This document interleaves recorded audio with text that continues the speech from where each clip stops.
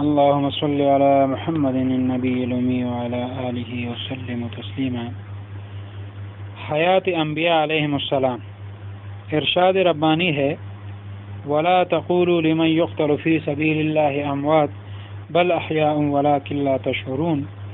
حدیث پاک میں آیا ہے، حضرت انس رضی اللہ تعالیٰ عنہ فرماتے ہیں کہ حضور انور صلی اللہ علیہ وآلہ وسلم نے فرمایا کہ الانبیاء احیاء فی قبورہم یصلون۔ ترجمہ،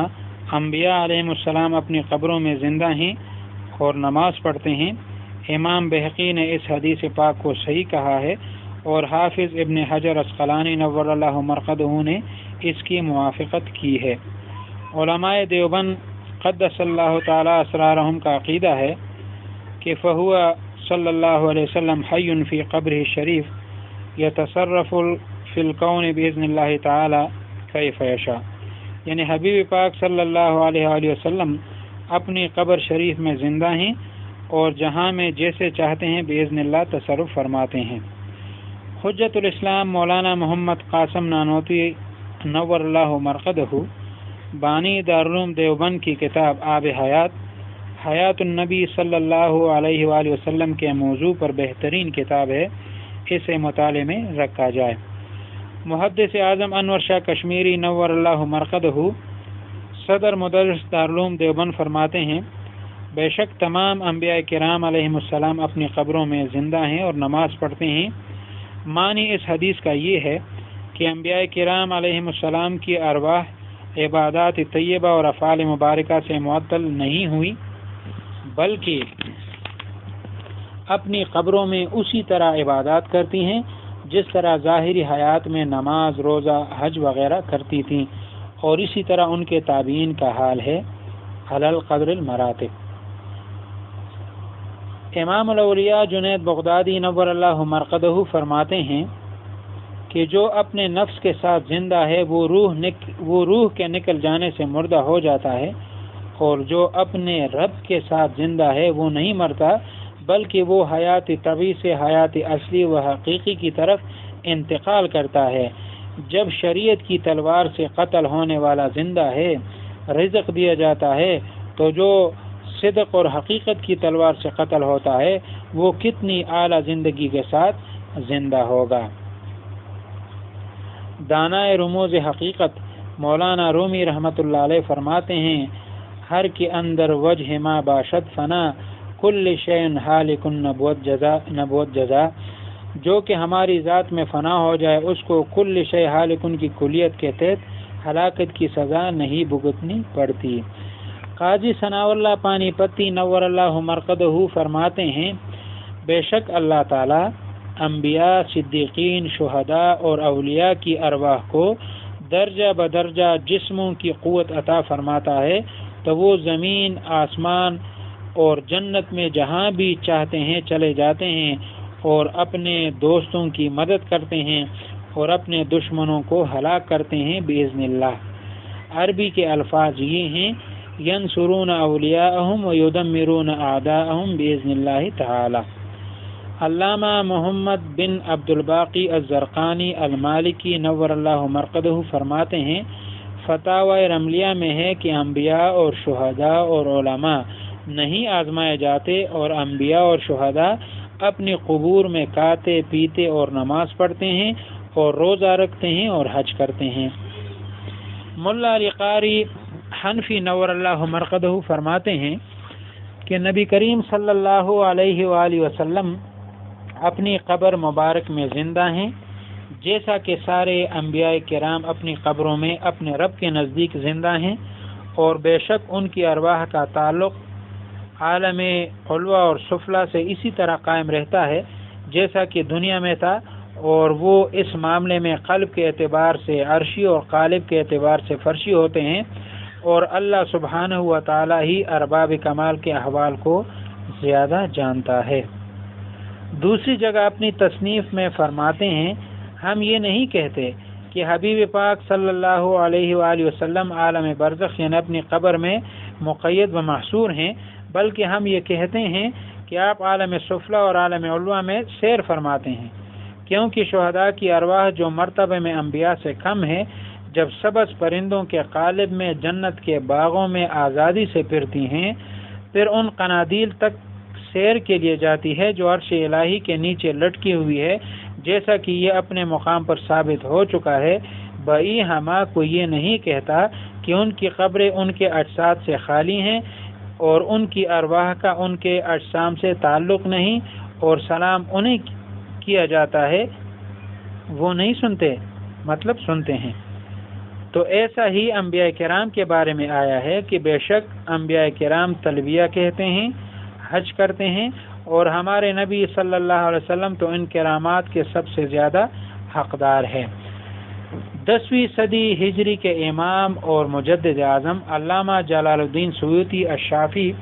رحمۃ اللہ علیہ ایک مبسوط اور مدلل بحث کے بعد فرماتے ہیں، ترجمہ: ان تمام نقول اور مجموعہ احادیث کا محاصل یہ ہے کہ نبی کریم صلی اللہ علیہ وآلہ وسلم اپنے جسم اور روح مبارک کے ساتھ زندہ ہیں، اور بلا شبہ آپ صلی اللہ علیہ وآلہ وسلم جہاں چاہتے ہیں تشریف لے جاتے ہیں، اور زمین یعنی عالم ناسوت اور عالم ملکوت کے ہر گوشے میں تصرف فرماتے ہیں، اور آپ صلی اللہ علیہ وآلہ وسلم بالکل اپنی اسی حیت پر ہے جس پر قبل از وفات تھے، اس میں کوئی تبدیلی واقع نہیں ہوئی، اور بے شک آپ صلی اللہ علیہ وسلم ہماری آنکھوں سے غائب کر دیے گئے ہیں، جس طرح فرشتے اپنے اجساد کے ساتھ زندہ ہونے کے باوجود ہماری آنکھوں سے غائب کر دیے گئے ہیں۔ جب حق تعالی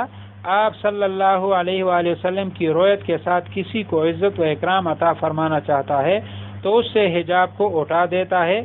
اور وہ آپ کو اسی حیت پر دیکھتا ہے جس پر آپ صلی اللہ علیہ وسلم ہیں۔ اس سے کوئی امر مانی نہیں ہے، اور رؤیت مثال کی بھی تخصیص کی کوئی ضرورت نہیں۔ سعید بن مسیب رضی اللہ تعالیٰ عنہ فرماتے ہیں، البتہ تحقیق جنگ حرہ کے زمانے میں نے اپنے آپ کو اس حال میں دیکھا کہ میں نے اپنے آپ کو اس حال میں دیکھا کہ مسجد نبی صلی اللہ علیہ وآلہ وسلم میں میرے سوا کوئی نہ تھا۔ ان ایام میں کسی نماز کا وقت نہ آتا تھا مگر قبر انور سے میں اذان کی آواز سنتا تھا۔ حضرت شاہ ولی اللہ محدث دہلوی نور اللہ مرقدہ اپنے والد ماجد حضرت شاہ عبد الرحیم صاحب رحمۃ اللہ علیہ کے حالات میں لکھتے ہیں کہ حضرت عشاء فرماتے تھے کہ ایک دفعہ مجھے بخار ہوا اور مرض نے طول پکڑا کہ زندگی کی امید نہ رہی۔ اس وقت ایک اونگ سی آئی اور حضرت شیخ عبدالعزیز رحمۃ اللہ علیہ ظاہر ہوئے اور فرمایا، اے فرزند، حضرت پیغمبر صلی اللہ علیہ وآلہ وسلم تیری بیمار پرسی کو تشریف لا رہے ہیں، اور شاید کہ اس طرف سے تشریف لائے اور اسی طرف تیرے پاؤں ہے۔ چارپائی کو ایسے طریق پر بچھانا چاہیے کہ تیرے پاؤں اس طرف نہ ہو۔ میں بیدار ہوا مگر کلام کرنے کی مجھ میں طاقت نہیں تھی۔ حاضرین کو اشارہ کیا کہ میری چارپائی کو اس طرف سے پھیریں۔ اسی وقت حضور انور صلی اللہ علیہ وآلہ وسلم تشریف لائے اور فرمایا، اے بیٹے، تیرا کیا حال ہے؟ اس کلام کی شیرینی مجھ پر ایسی غالب آئی کہ ایک عجیب قسم کا وجد اور بکا اور اضطراب مجھ پر ظاہر ہوا۔ حضرت صلی اللہ علیہ وآلہ وسلم نے مجھ کو اس طریق سے آغوش رحمت میں لیا کہ آپ صلی اللہ علیہ وآلہ وسلم کی ریش مبارک میرے سر پر تھی، آپ کی قمیص مبارک میرے اشکوں سے تر ہو گئی، اور آہستہ آہستہ اس وجد سے تسکین پائی۔ اس وقت میرے دل میں آیا کہ مدتیں گزر گئیں کہ موئی مبارک کی آرزو رکھتا ہوں، کتنا ہی کرم ہو اگر اس وقت کوئی چیز اس قبیل سے مرحمت فرمائے۔ اس خیال پر حضور انور صلی اللہ علیہ وآلہ وسلم مطلع ہوئے اور ریش مبارک پر ہاتھ پھیرا اور یہ 2 بال میرے ہاتھ میں دیے۔ میرے دل میں گزرا کہ یہ بال عالم شہادت میں بھی باقی رہیں گے یا نہیں۔ حضور صلی اللہ علیہ وآلہ وسلم اس خیال سے بھی مطلع ہوئے اور فرمایا کہ یہ 2 بال اس عالم میں بھی باقی رہیں گے۔ بعد ازاں آپ صلی اللہ علیہ وآلہ وسلم نے صحت کلی اور عمر کے لمبا ہونے کی بشارت دی، اور اس وقت میں بیدار ہو گیا۔ میں نے چراغ طلب کیا مگر ان بالوں کو اپنے ہاتھ میں نہ پایا، غمناک ہوا اور حضور انور صلی اللہ علیہ وآلہ وسلم کی طرف توجہ کی۔ ایک غیبت سی واقع ہوئی حضرت صلی اللہ علیہ وسلم متمثل ہوئے اور فرمائے اے فرزند دانا آگاہ ہو جاؤ کہ ان 2 بالوں کو ہم نے احتیاطاً تکیے کے نیچے رکھا ہے، وہاں سے تو پا لے گا۔ میں بیدار ہوا اور بالوں کو وہاں سے پا لیا اور تعظیم کے ساتھ ایک جگہ محفوظ کر دیے۔ بعد ازاں فرمایا ان 2 بالوں کے خواص میں ایک یہ ہے کہ اولاً آپس میں ملے ہوتے ہیں، جب درود شریف پڑھا جائے تو دونوں الگ الگ سیدھے کھڑے ہو جاتے ہیں۔ اللہم صلی علی محمد النبی الامی وعلی آلہ وسلم تسلیما۔ دوسرا یہ کہ ایک مرتبہ 3 منکروں نے امتحان چاہا، میں اس بے ادبی سے راضی نہ تھا۔ جب مناظر نے طول پکڑا تو وہ عزیز بغرض امتحان ان دونوں بالوں کو دھوپ میں لے گئے۔ فوراً بادل کا ایک ٹکڑا ظاہر ہوا اور اس نے بالوں پر سایہ کر لیا، حالانکہ آفتاب بہت گرم تھا اور ابر کا موسم ہرگز نہ تھا۔ ایک نے توبہ کی، دوسرے نے کہا یہ اتفاقی واقعہ ہے۔ دوبارہ پھر بالوں کو نکالا، پھر بادل کا ٹکڑا ظاہر ہوا، دوسرے نے بھی توبہ کی، تیسرے نے کہا یہ بھی اتفاقی قصہ ہے۔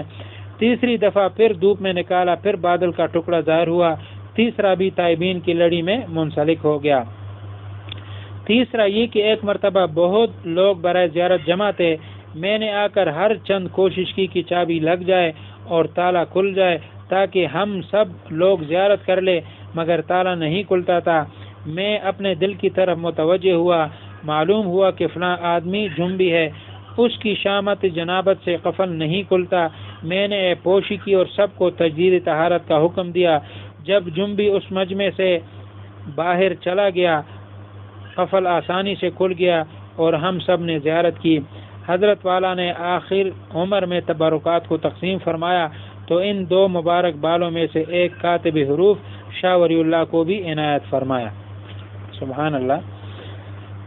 اللہ تبارک و تعالی دل حبیب رب العالمین صلی اللہ علیہ وسلم منا محبت چریدہ زمان نصیب کی څنګه چې دا بیان شله حیات انبیاء علیهم السلام، دا زمونږ د اکابرین اهل سنت والجماعت د اکابرین علماء دیوبند عقیده ده چې حضور پاک صلی الله علیه وسلم او نور انبیاء علیهم السلام چې د خپل قبرونو کې ژوندي دي، مزونه کې رزق ورته ورکول کیږي او روزه مبارکه ته نږدې چې څوک درود شریف وایي صلوات و سلام هغه حضور پاک صلی الله علیه وسلم په خپل اوري جواب هم ورکوي او لري نه چې دي الله تعالی فرشته مقرر کړی دي څوک درود شریف وایي هغه الله تعالی راسي۔ اللہ تعالیٰ دی حضور صلی اللہ علیہ وسلم مینا محبت سے دیگا زمان نصیب کی۔ اللہم صلی علی محمد النبی